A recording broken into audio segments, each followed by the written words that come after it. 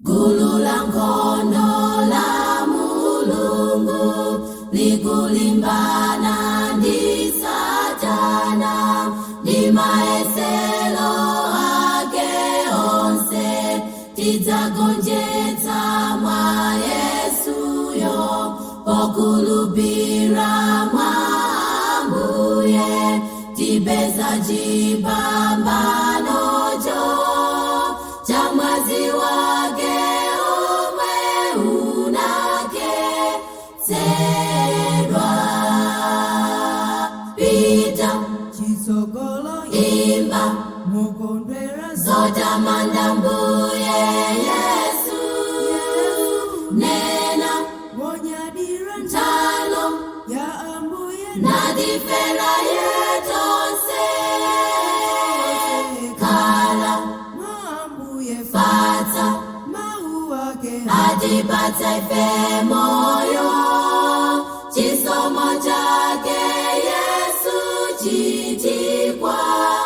chitikwanira.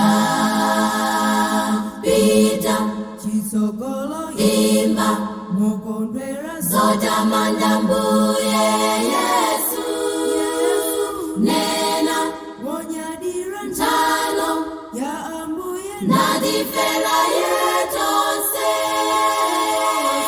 kala mwa Ambuye fatsa mawu ake atipatsa ife moyo chisomo chake Yesu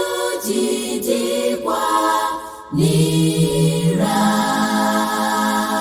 Anthu ambiri adankawa chifukwa cha mavuto omwe akuwapeza m'dziko lino, umphawi, njala ndi matenda.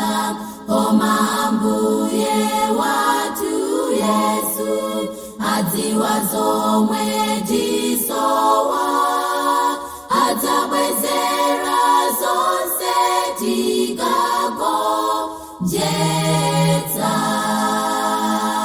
Pita chitsogolo imba mukondwera zotamanda Mbuye Yesu, nena monyadira ntalo ya Ambuye natifera yetonse kala mwa Ambuye fatsa mawu ake atipatsa ife moyo chisomo chake Yesu chitikwanira.